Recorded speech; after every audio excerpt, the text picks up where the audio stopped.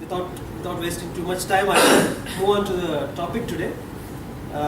Topic is on balance of payments.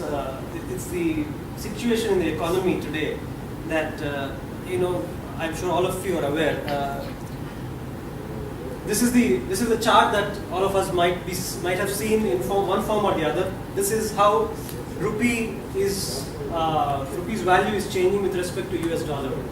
And when all of you asked Sir about what he can get from the US, I would say get $1. That's really valuable. Correct. That's what we need. Yeah. So. Unfortunately, I've taken Rupee to get dollar from that's not what we want. Beg, borrow, steal, get $1. Yeah. So, this is something that everybody is talking about today. I mean, if you look at Facebook or Twitter, you see a lot of people talking about it. Somebody says, dollar is on an escalator, rupee is on a ventilator. Somebody, and a couple of jokes you say today. They say that onion can be bought at a dollar store. Onion is expensive now, right? So, and somebody even suggested that probably this fall is because we have a new design for Rupee.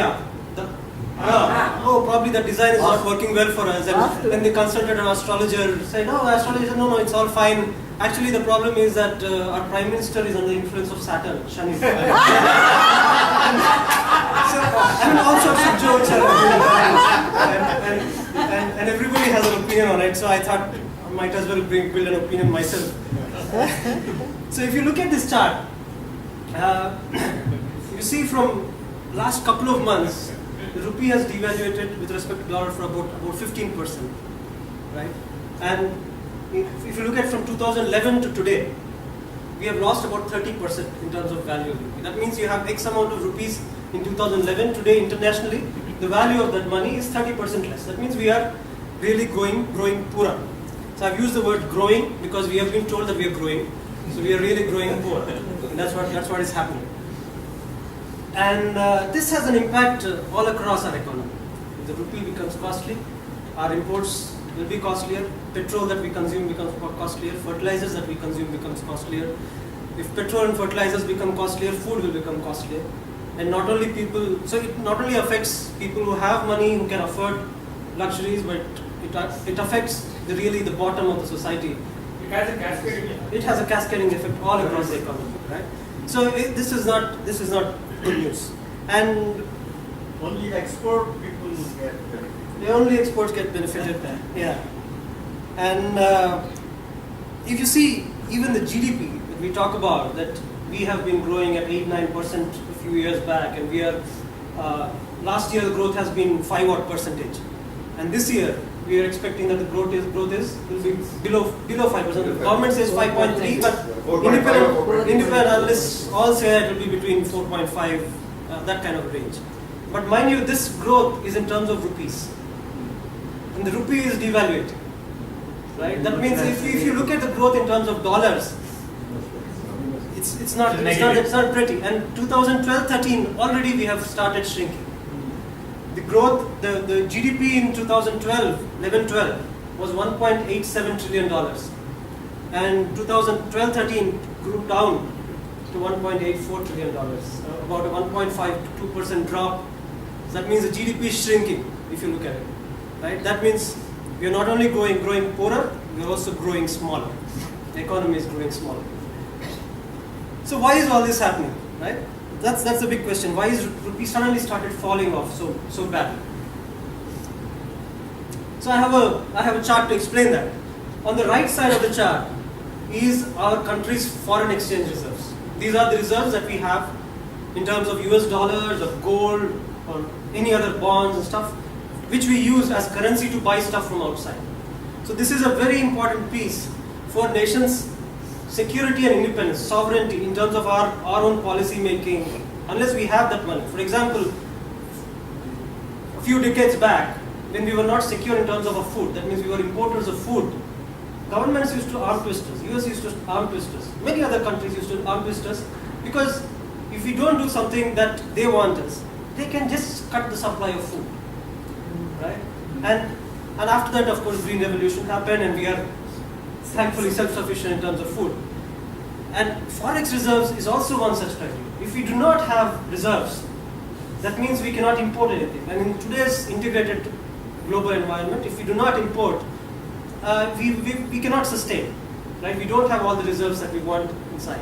So forex reserve is a very important piece. On the middle is what I call current account deficit. What is called current account deficit? Broadly saying, it indicates what is the net income of the country. That means if I see what I'm getting in and what is going out.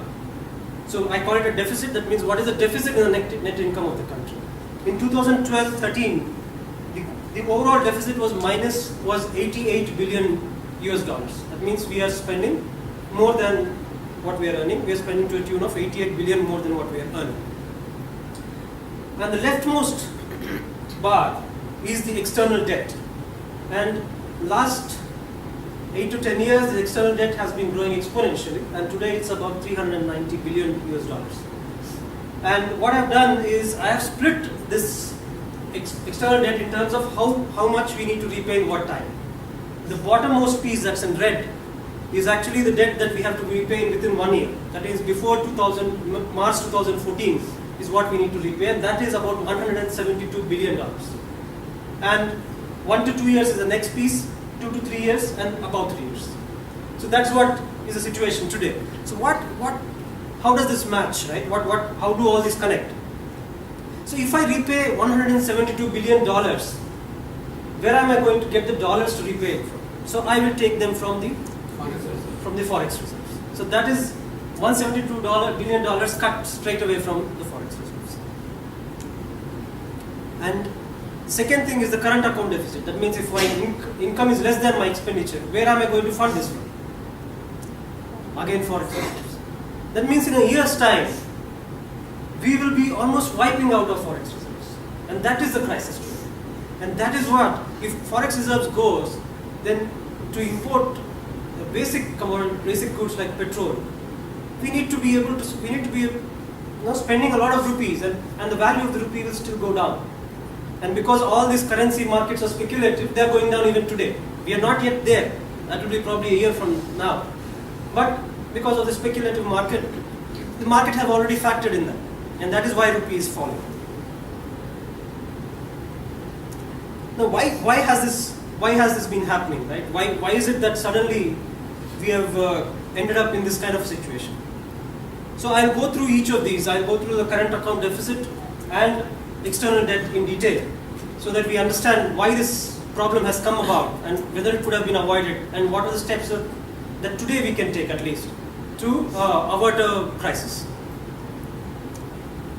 So what is current account? As I said, it reflects the net income of this country. If I am a household, whatever I am earning minus whatever I am spending, that is the current account, right? For a country, it is calculated as sum of all your exports plus the interest that you earn on your external investments, because all your external investment give you some interest or some returns.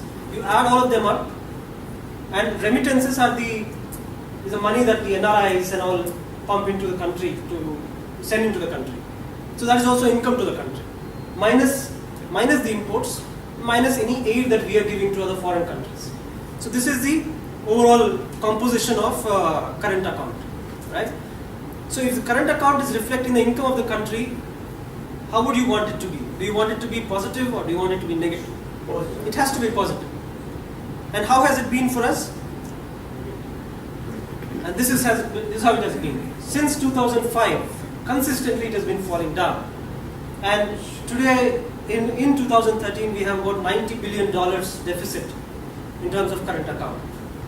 So this is definitely, so the important thing is that this current account deficit, the main factors that influence it are the imports and exports. Remaining all are okay. Remittances are positive because NRIs keep depositing. We have some investments outside which give us some money. But the key piece that is actually driving down this current account deficit is what is called the trade deficit, that is the difference between imports and exports. And last year, when I said it's $90 billion, it's about 4.8% of our GDP. Our GDP, as I said, is about 1.87 trillion dollars. So it's about 4.8% of GDP. What most economists say is you should make sure that the current account deficit does not go beyond 2.5% of your GDP. And we have crossed the 2.5% mark much before, in 2011 itself. Right? And this is how our trade deficit is coming from. We have our imports and exports both have been growing continuously since we've liberalized, right? But what has been happening is while exports are growing at an annual rate of 20% a year, imports have been growing at an annual rate of about 25% a year.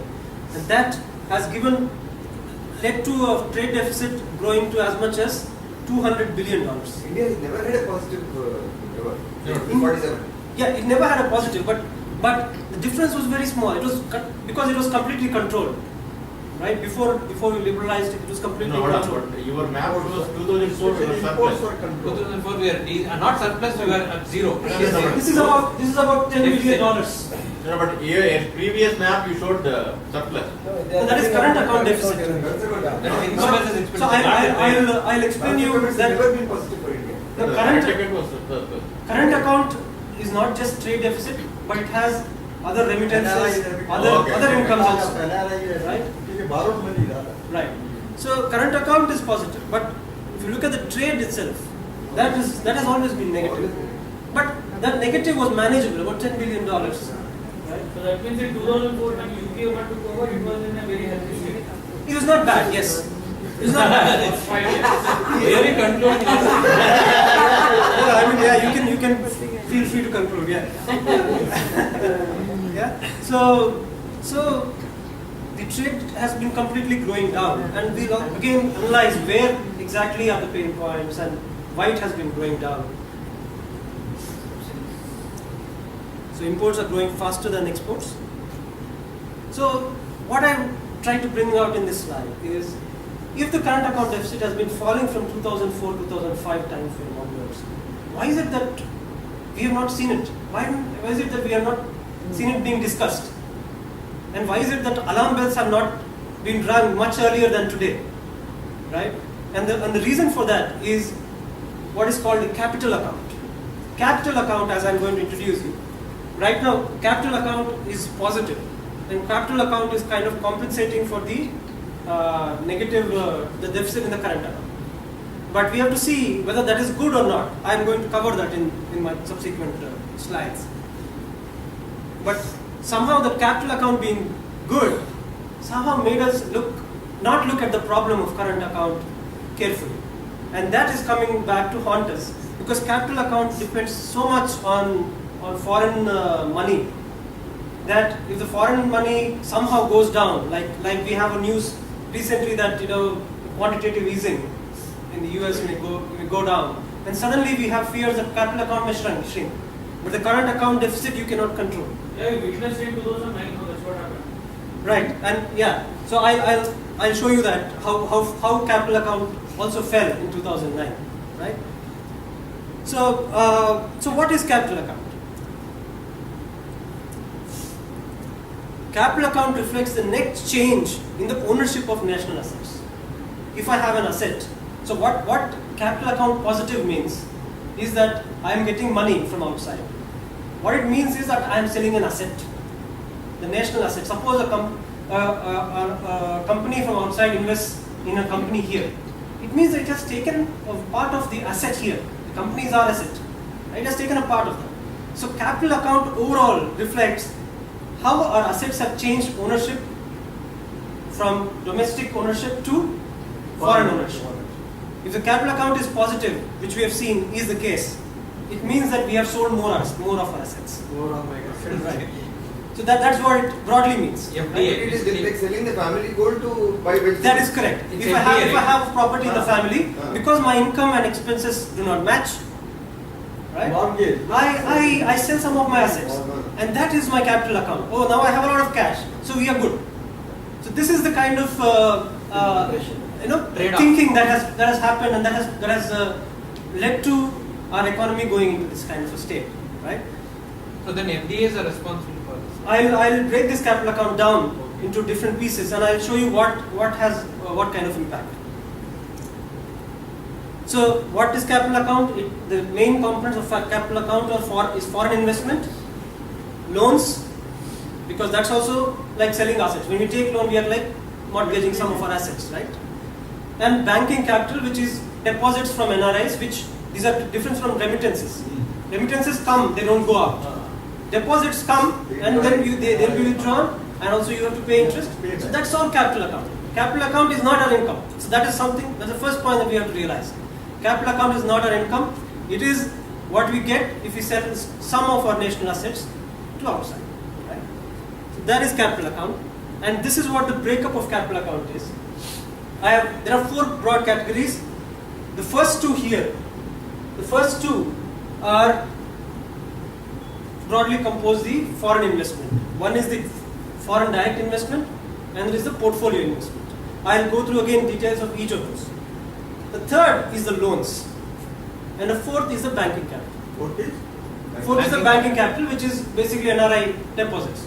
I would say NRI deposits are the most benign part of the capital account, because finally it is going to Indians outside. They probably invest in India in many other ways. The benefits of we can do a little bit for Indians outside. That's not a big problem.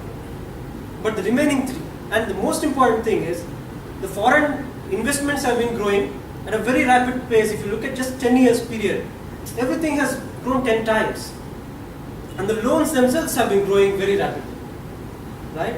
And so the kind of capital account that we are seeing is based on, the big majority is 30% or more is loans, and the remaining is foreign investment. The increase in FDI is always treated as a very big. Yes, I want to talk about it. I'm going to talk about it. Yeah. So I'm going to talk about how we should look at FDI. I mean, I'm sure all of us can have slightly different views here and there, but I'm going to put forward my view, and we can have a debate if need be. So first I'll talk about loans, because that's very clear. So when we liberalized in 91, there are many things that have been done. One of the things that has been done is promote investment, because foreign investment, because that is not debt. Instead of taking loan, promote foreign investment, because loan is much worse form of taking money, right? But what has been happening after that is the loans have been growing very rapidly. There are 3 categories in these loans. One is the external assistance, which is basically government to government. So government lending, government taking money, which is a very small part if you see. So the problem of loans has not come from the government itself, not directly from the government borrowing itself, right? But it has come from the second and third category. Second category is the commercial borrowings. This is the corporates borrowing money from outside. And third is a short-term credit. This is the credit taken at higher interest rates, which has a maturity period of less than 1 year. And this is like a emergency credit that we take. And this is the main reason for this credit is, again, to manage trade deficit. I am importing, I need some quick money, right? Kind of working capital. It's the working capital kind of thing, right? So that is a short-term credit.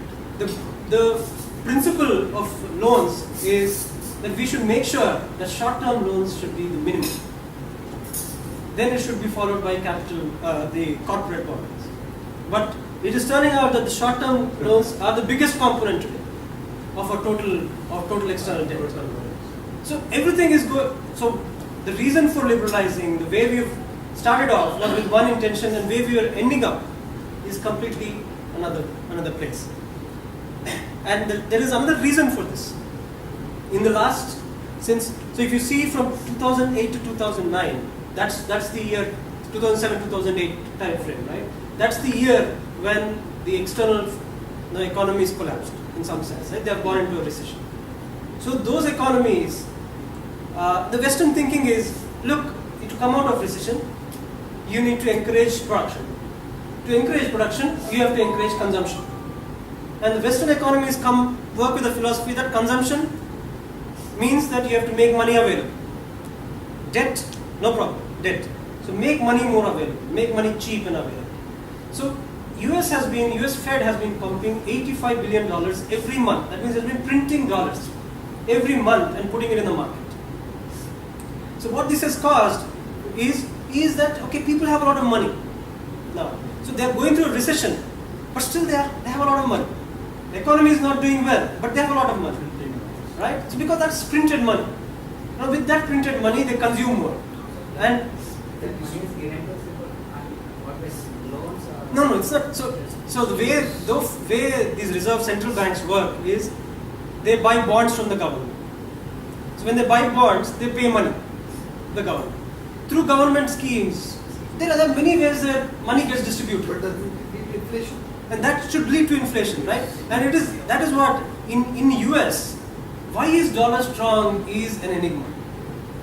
Dollar should not be strong, and dollar is strong not because of the internal economy of US. It is strong because of other reasons. One of the main reasons is dollar is the currency of the world. So demand for dollar is not going down anywhere. All oil companies accept money in dollars. And that is because earlier the dollar was supported by gold.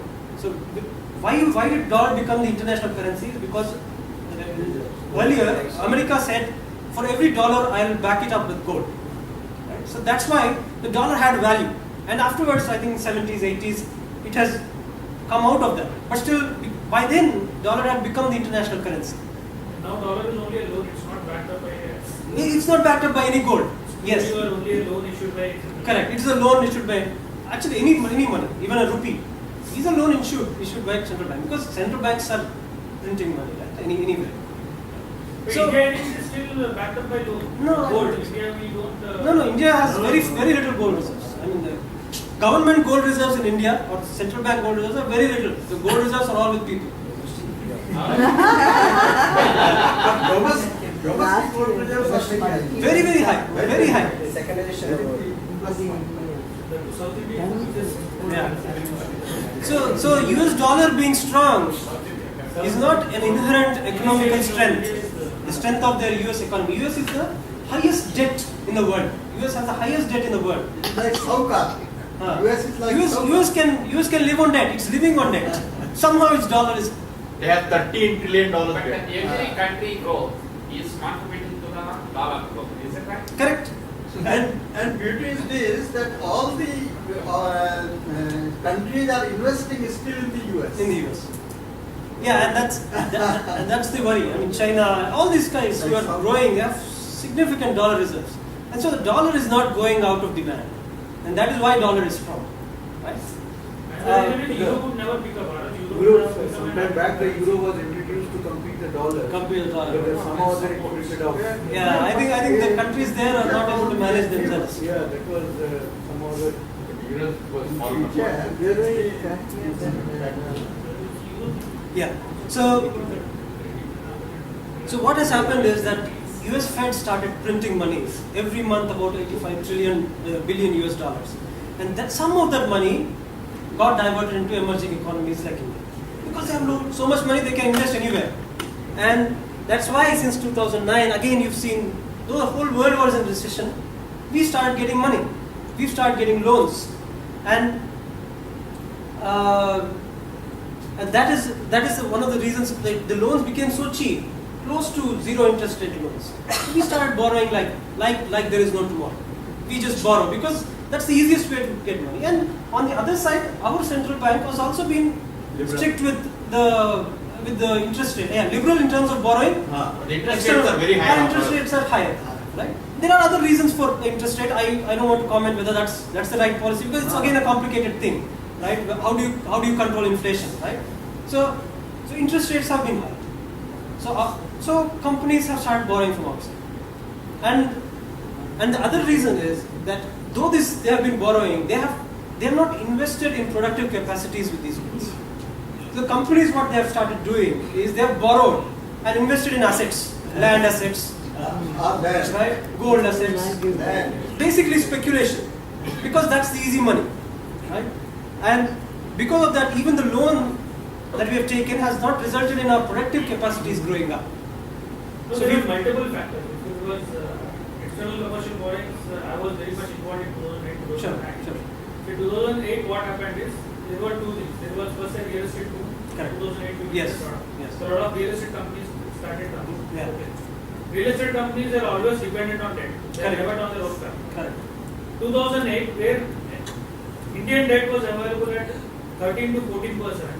The external debt was available at 5 to 7%. Correct. Half the rate. Correct. Okay. So Including everything back starts loading including- into this thing. including back So, interest. so at that time, 2008, when people invested, it was a productive asset because it was all in real estate projects.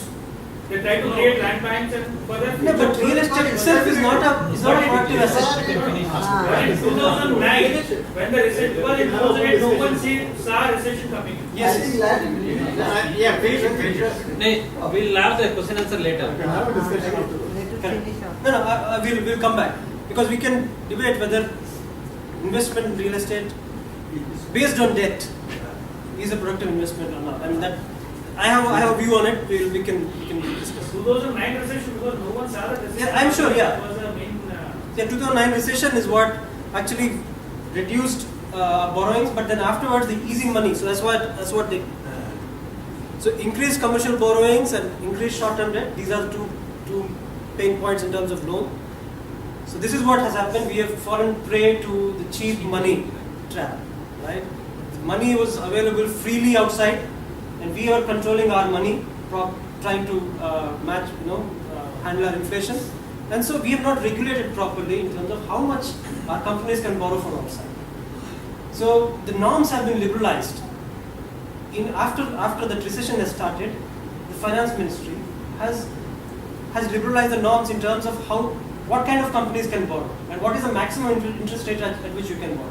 If you increase that, even smaller companies can borrow because they won't get at a lower interest rate; they'll get at a higher interest rate. So they have started borrowing, and it's opened the floodgates. So that's a short-term view of things that as an establishment we have taken, right? Because of which the loans and the liability of these loans has shot up significantly. Now look at foreign investment. So as I said, there are two parts of foreign investment. One is the foreign direct investment and foreign institutional or portfolio investment. So what is portfolio? Portfolio investment is foreign institutional investors coming and putting money in our stock exchanges. So basically they are acquiring assets of our companies through stock exchange. Now how these work? So most of these flows that come they run algorithms. They look at how companies stocks are varying over time, and they find out. I know a lot of people who do this algorithm work. A lot of Indians are coming working outside. A lot of my friends, they do these algorithms work. So what they do is they track a few stocks and track the trends, and they identify some key trends, and they run the algorithm, and automatically every day or every minute they invest. Right? So these are very, very advanced way of investing in stocks, and it's a very speculative investment. It's not productive investments, right? And what has happened is so much money started coming in terms of portfolio investments. Our stock exchanges have just followed foreign money. So there is no inherent value, and they have followed foreign money. So that's why if you see this 2009, when foreign institutional investors withdrew money, right? Our stock exchanges fell drastically. And again, when they start pumping in money, nothing has changed fundamentally in the economy. Nothing has changed fundamentally in terms of our companies and their productivity. And suddenly our stock exchange is at $20,000 rupees or 20,000 points, right? What has changed? We are in a bad shape. Rupee is falling. Stock exchange is at highest, right? And that's because of this easy money that is coming through FIIs, right, into our stock exchanges. And this has not been controlled. And when they invest, it's very volatile. You see that 2008 they have invested like 30 billion dollars net, and 2009 they withdrew about 15-20 billion dollars, right? So we cannot depend on this kind of volatile money, right? Because it's just they just put money when there is enough profit they take it out, and that's how they'll work. I mean, I'm not passing a value judgment on it, but whether it's good for us or not, right? That is something that we need to think. And for every dollar invested, in FIs, in portfolio, they take out $1.44 every year. 44%. So that is the kind of return on FII investments, right? So the whole philosophy that promote investments because debt is costly, loans are costly, doesn't seem to hold right with this kind of investment. This is costlier than the most expensive loans, right? So FII's portfolio investment, how good it is. This is part of a capital account which has been saving us, right? How good it is a question mark. And the second part is the FDIs. Now FDI is foreign companies coming and investing significant stake in India, in Indian companies, or opening their own centers so that they run these companies. So the idea behind FDIs is, one is, okay, some dollars will come in, but that is not the main thing. Because FDI, if you look at, so as you mentioned, that we are told that foreign investment is the savior, right? Is what will take the economy up. If you look at the entire GDP, it's $1.84 trillion US dollars. Foreign investment, net foreign investment, is about $40-50 billion. That is not even, and of that foreign direct investment, is net foreign direct investment $20-30 billion. What kind of investment is that? Domestic investments is at least 10 times or 20 times more. So growth in the economy does not come from foreign investment. And there have been numerous studies done where they show that foreign direct investment is not what is driving the economy. It is very, very minuscule piece of the economy, but it is a big piece in terms of our foreign exchange reserves and stuff. That's also not too big. I mean, it's $20-30 billion. And foreign direct investment also we have to note that it is with a profit motive. Any investment is a profit motive. So you have to regulate foreign direct investment in places where you think it will help us. What is the benefit of foreign direct investment? The benefit of foreign direct investment is when outside companies come and invest and take active part in the functioning of those companies. They also bring in technology.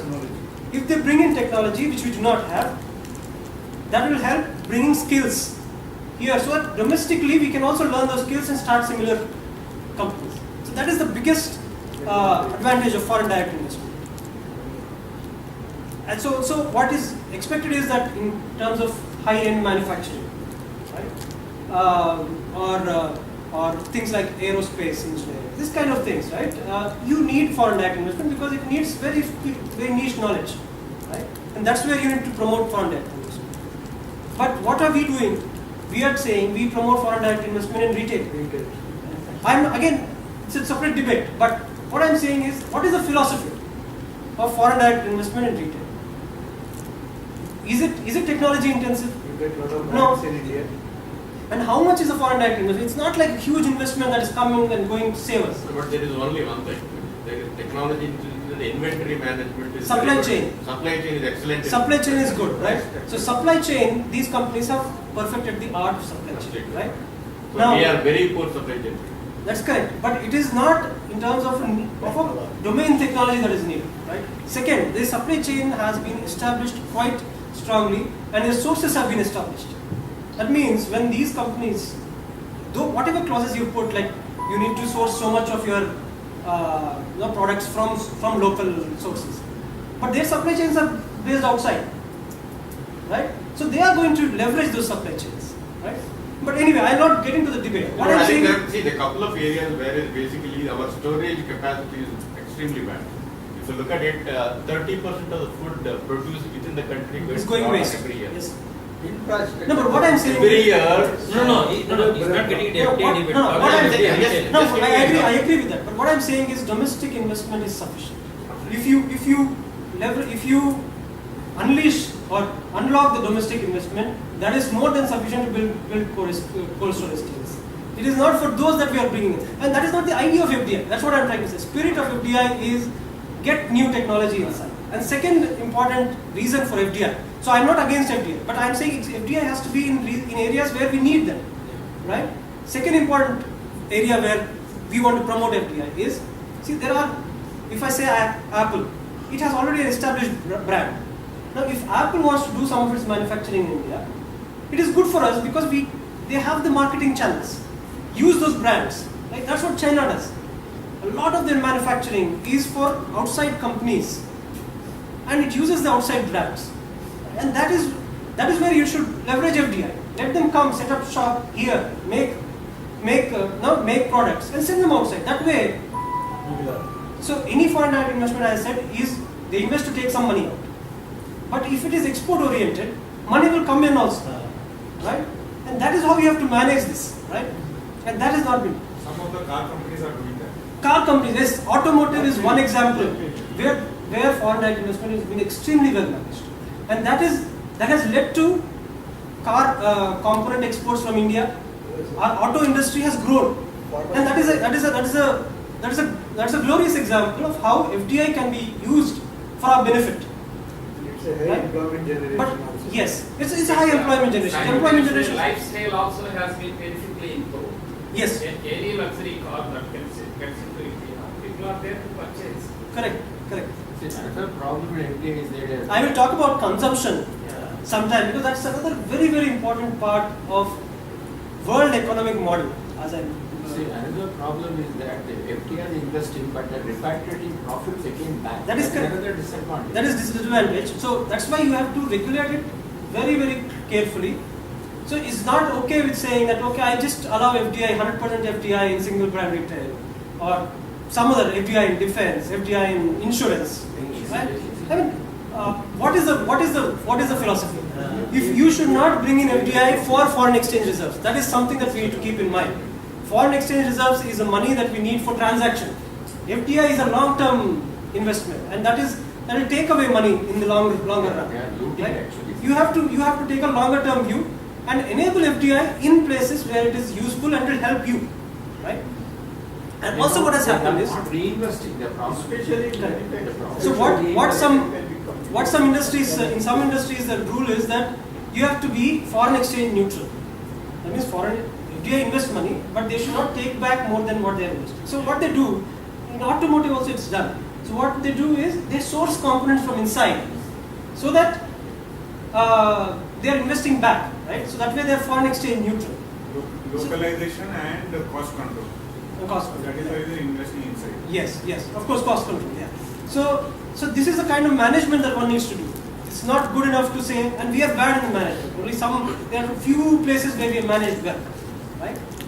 And also, what is happening with FDI is FDI norms have also been liberalized to such an extent that a company can invest. The minimum investment has been brought down 10% in some cases. So if you bring it down so small, that means really the money that is coming is not with the proper intention of running the company. It is just speculative. And even FDI that way has started getting that speculative color.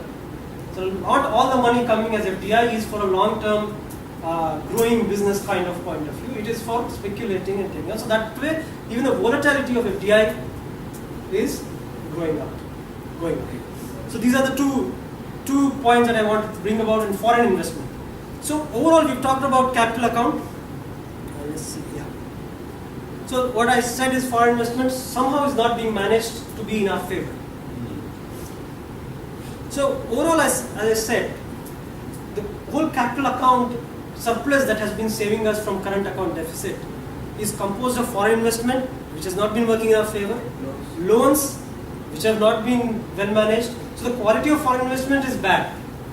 It's volatile, it's short term, and there's a lot of and with a huge liability.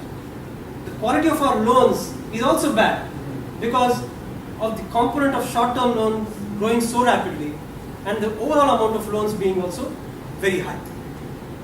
So to sum it up, what is the crisis? What are the reasons for the crisis? Are current account deficit, which means more imports, less exports. That means we are consuming more than what we are producing and earning. Commercial short-term loans being badly managed and the quality of these loans going down. And heavy reliance on volatile capital flows. These 3 points I have already talked about. Now what I am going to talk about in the next few slides is what can we do, what should be the solutions. We will talk about trade because that is the biggest part of the current account. Right? Current account deficit is because of trade deficit. So I have listed down where we have. So category wise, I've tried to collect data from a lot of places and put down in which categories we have what kind of exports and imports. So where are the major gaps? What are the pain points? Oil. Oil is the biggest pain point. You have $60 billion of petroleum products being exported. That's because we have a lot of refinery potential today. But the imports is more than 170 billion, 168, 170 billion US dollars. And this is one of the, so about $100 billion deficit, it's the biggest pain point. Second highest deficit area is gold.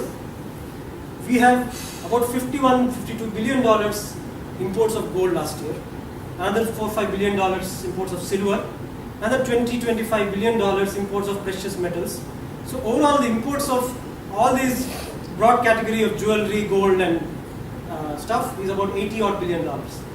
And Why do we import them? so I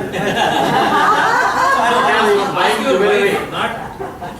so what I'm going to tell you is What a valid question. yeah, so some of it is for exports. So about, if you see, about $40 billion of jewelry is being exported. Some of it is for exports. So some of the pearls that are being imported and all, we make some stuff with that and export. But we have again a $40 billion deficit, right? And that's primarily domestic consumption, right? Primarily domestic consumption. Not little bit of hedging, primarily domestic consumption. So locked in. Locked in, completely locked up in lockers. See in our Indian household, how much gold is there in our lockers? We will be surprised if we just go and dig up the gold in our houses. We are richer than what we think. Richer than Anand Swami. Yeah. So gold is the second biggest place where we have a large trade deficit. Next is electronic goods. So with our disposable income growing, we have become kind of slaves of gadgets, right? I know my friends will hate me for this, but yeah, we are now buying gadgets for the sake of buying them. We took a fancy to gadgets, Yes. right? And we have not built up capacities to produce them inside. So there is about $31, $32 billion of imports of consumer electronic goods happening, and hardly any exports. So that's a big deficit area. Why this can't be regulated by the government? Yes, it has to be regulated, but today our generation has grown in such a way that we feel anything regulated is against our freedom. Somehow we believe that. We believe nobody has a right to choose for us. And that is, to me, that is not workable. I mean, that's how we believe today. And when I wrote this article on balance of payments crisis, a lot of my friends replied saying, who will judge what is important, what is not important to you? And that's a valid question, I'm not denying. But when we are living in a country, and we are living, and our fortunes depend on the society's fortunes, some of the individual liberties have to be subject to the overall welfare of the society, and that is where I think that realization has to come. Right? That is the difference. Our individual liberties are not absolute, and that is something that I feel strongly. I'm sure. No, that's actually facts. Yeah. So that's about electronic goods. Next biggest deficit area is machinery. Now, FDI is supposed to have been conceived just to increase our capacities to produce more high-end machinery. That has not happened, and it's a reflection of a failure of FDI policy, that our machinery and high-end machinery development has not taken off, and still we are heavily dependent on imports for all the high-end machinery. Finally, coal. We are supposed to have the largest reserves of coal today, but somehow File servicing. file service. File service. No. Coal is there, but Nature file is service. has given us the best coal in the world and the worst coal in the world. Yeah. If we have to import coal, if we have to be competitive in making steel compared to other countries. Correct. With our coal, we cannot do it. That could be reason. That could be reason. Specific area. But But other than that, most of the coal comes to. But most of the coal required for energy, I agree with you for regarding the steel. Power sector, yeah, I clean energy. No, no, we'll discuss it later, offline. Time. Yeah. So for energy, I think some of our reserves of coal can be used, but somehow that have not been. And I'm not saying this is one area I don't feel completely bad about, because there are a lot of other concerns, environmental concerns, and if you look at a broader world view of how economy So should it's a long-term view. Let us first exhaust the world reserves and then. I don't think it has happened deliberately. That's what I wish it was a deliberate. I wish it was a deliberate thing. But I would be exporting. That's what America thinks.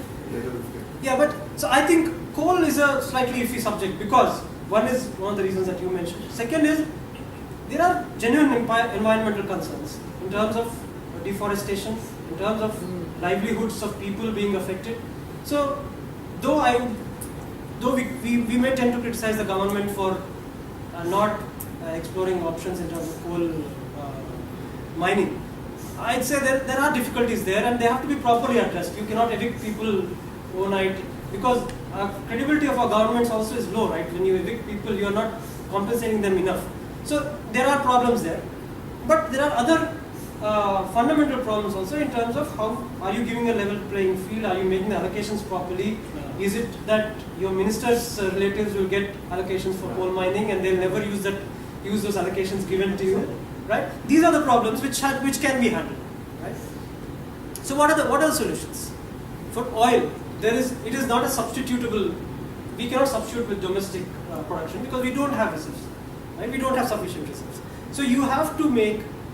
So in order to reduce oil imports, you have to increase your efficiencies. That is the only way you can reduce oil imports. And if you look at oil imports, 50% of these oil imports go into transportation. There are two types of transportation: passenger transportation, goods transportation. In passenger transportation, now if you look at mainly the cities, right, they consume a lot of petrol, and that is because each one of us is using our own individual vehicle. Right? And I'm not blaming the user of those vehicles. As a government, when you are, or as a local government, when you are planning for your city, is it not your responsibility, because petrol is not a resource that is available to you, to plan public transport in such a way that people don't feel the need to use their oan vehicles? And that is what, there is no other way to reduce. Best example, you see the vehicle density has reduced drastically Of metro. And but that has to come, should have come like 10-15 years before. Yeah, And old even statistics says the rail transport is 20 times economical than then road yes, transport. and that's what I'm saying about when you look at freight transport, the amount of goods that are being transported. In the beginning of in around 50s, 60s, you have 65% of goods transported by railway. Now it has fallen down to 30%.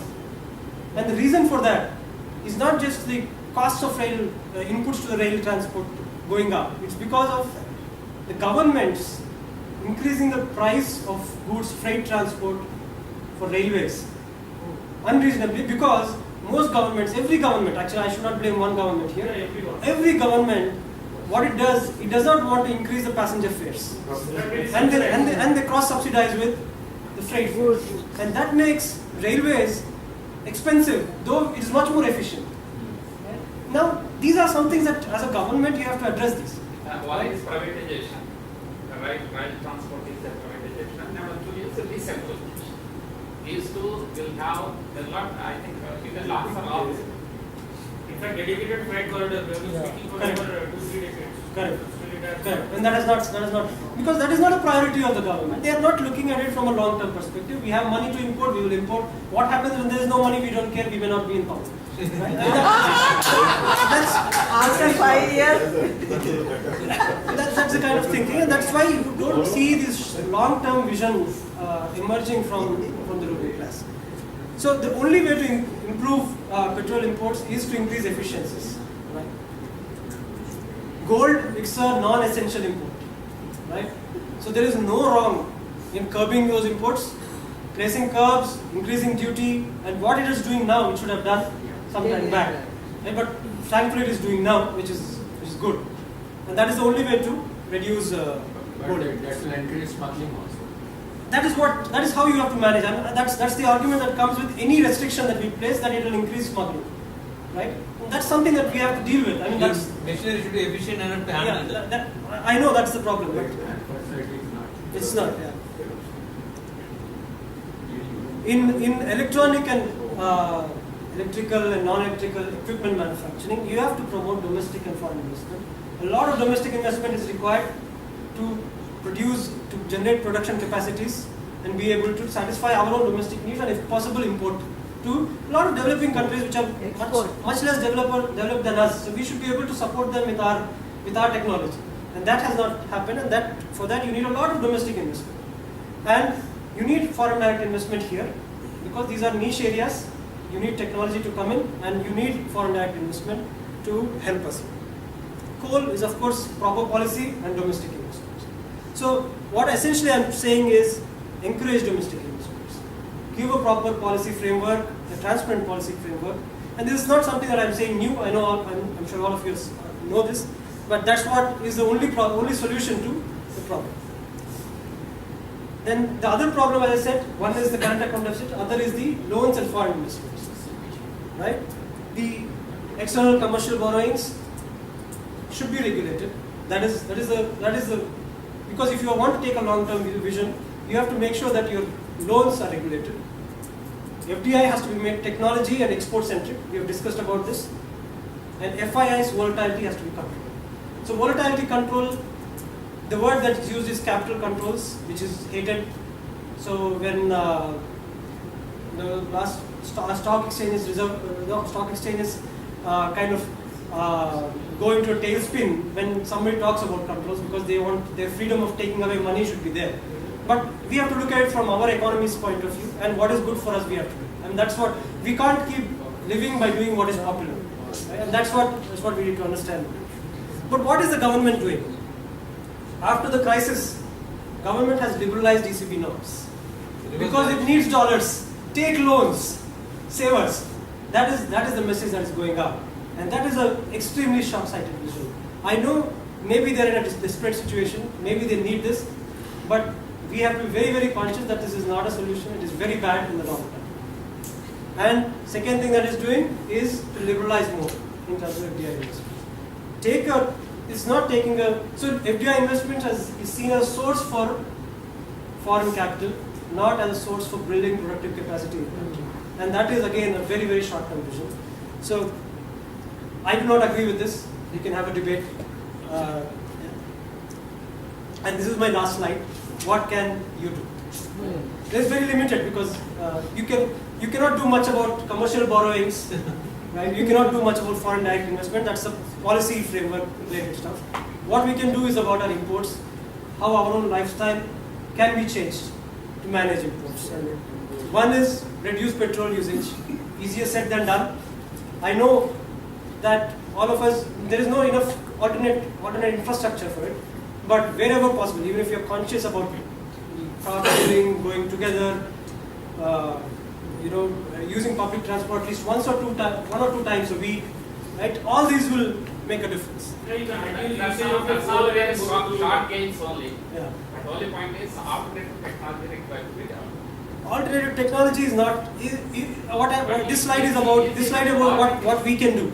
What can you do now? What can you do now to ease the Now situation? transport is moving one place to the I other just- place. it It is is very not much necessary. That is necessary. That is very much necessary. You cannot compromise on those comfort.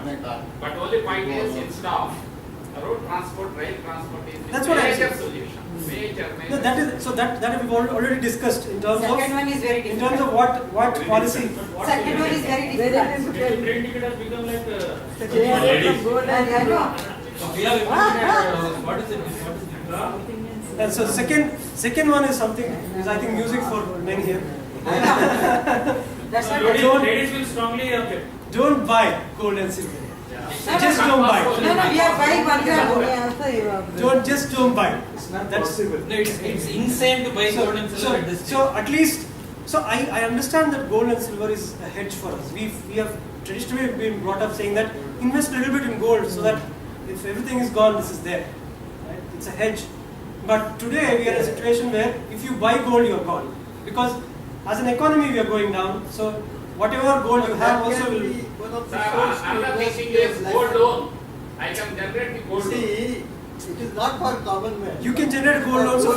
I know what you're saying, that from an individual point of view it makes sense. But gold is not a productive asset. It's a completely non-productive asset, non-essential. Gold will non-productive asset. generate the production. No, you can take a loan. You can take a loan with any other asset also. But it can be treated as international currency. That's In correct. times of crisis. In terms of crisis, but the governments don't have it. And then if individuals build their own currency, that means you are actually undermining our main currency. If you are investing in alternate currency, which is gold, you are undermining the main currency. Right? At least in the short term, till this whole thing settles down a little bit, I think we should be conscious in terms of our gold purchases. I mean, if it's not possible to completely avoid it, reduce it. Because there's a lot of uncertainty about how many years this is going to continue. That is the reason people don't I think am not about blaming it. people. No, please, people are driven to do that. I understand why people are driven to do that. People are driven to do that from a point of view of security, one. And second is, whatever, customs, and they demand gold, right? And See, again for an individual person, an investment, the gold price is going up. So today he invests 100 rupees, so tomorrow he will take 150 rupees. I totally understand. The Indian public. No, I totally understand. As an individual, you have every reason to probably invest in gold. What I'm trying to say is, if each one of us thinks like that and invests in gold, we may have gold, but our economy will fall, which will impact us in a different angle. Right? That's what I'm trying to say. Yes, okay, that's common man is not known about it. So that is what I'm trying to say. Security is gold and silver. No, why don't you do that when you have a land? Yes. You have a land, Yes. which obviously yields very less percentage, Correct. crop wise. Correct. Why can't be gold? See, because gold is an import. Comparing the land with the gold. No, from an individual point of view, I am not denying that. I am not denying that. I am Inflation saying comes down. Unless inflation comes down, we cannot actually encourage people to stay away from it, because I agree. So that is why RBI is talking about inflation index bonds, right? That means you at least your return is fixed. It is not dependent on how much inflation is going on. very slow process. Like it was announced in February by finance minister, but till now nothing has been done. So I am not saying that there is a solution clearly, but what I am saying is that if from the point of view, from an individual point of view, it makes sense to invest in gold. I am not denying that. But in the longer run, if the economy suffers, all of us will suffer. That's what I want to bring up. Yeah, just two more. And fourth point is go Swadeshi where you can. Right? There are many areas where we are buying either imported goods or goods manufactured by companies which are subsidiaries of foreign companies. I mean, there's nothing wrong again in that. I am not passing a value judgment or all foreigners are bad. No. What I am saying is from our economy's point of view. But no Indian mobile is there. Mobile is not. I agree. But there are other areas. For example, the toothpaste we use. There are companies which are Indian companies, domestic companies, not subsidiaries of foreign companies. It is an Indian company. Himalayan, Dabur, how many people buy that? Dabur, Himalaya, Vico. No, biggest FMCG is Baba Ramdev. Right. So there are options available where you are not compromising on the quality of what you are buying. It is just that you are redirecting it to a. There is a message which shows in what products we can actually buy our own Indian Yes. goods. Can I read it out? Probably at the end of it. Excuse me, I think. No, And the last- let Let him him buy wind for 2 up minutes first. and let him finish. Please, let Give him him 2 finish, then minutes. we'll wind up and later on discussion. Very volatile. I know this is. When I wrote that article, I was scared what kind of reaction I'll get. Because I'm talking about controlling your own stuff, right? And the last point is safe. Why is it important? An economy like ours, a growing economy like ours, needs investments. Domestic investments come from domestic savings. If we do not save, that means there is not enough money in the economy to invest. So that means investments have to come from outside. So as I said, the major part of our economic growth is from domestic investments. But the last couple of years, the trend of our savings is going a little down, which means that we are not having enough capital to invest. So all of us, I think it should be music for our ears again, right? We have to save. It is not cool to spend. It is important to save. See, the concept of Indians has drastically changed over 2 decades. Earlier there was a mantra that you save some of 20%, 30% of your income. Now it is you borrow and that is the American way of life. You borrow 20 rupees, 120. That is the American way of life, and that is why they are so highly in debt. But we cannot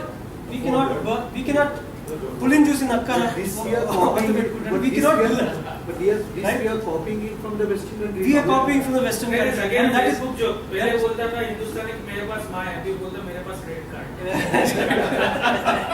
Yeah, so what I'm saying is we cannot go to that Western model. There are many problems with that. One is if your spending is not based on what you have and based on credit, there is no limit to your spending. And no limit to your spending has impact on not only your, it has a major impact on natural resources, on the nature and environment. One. And second is that you have to be then, that's why US today is so highly indebted, because it needs money for investment. It's coming from outside. We will not get that investment from outside. We cannot get it. We are not in that place. So if we do not have domestic investments, we will be subject to this volatility of foreign investments, which is bad for us. And so that's why we should all save. That's broadly what. Here, don't you think that the government can act on it? You see an example I can give you. A guy joins an organization in 2 months' time. He borrows 60,000 to buy a bike. Yeah, spending more money. Third month he is fired. Where is he going to That pay? that is what is like. That is what caused subprime crisis, right? In some sense, right? The housing crisis that has happened. So it has to be well regulated. I am not saying government has a major role to play, but I am talking about what we can do voluntarily. This is what we can do voluntarily, and these are the 5 points that I have in mind, and with that I am done with. Very nice.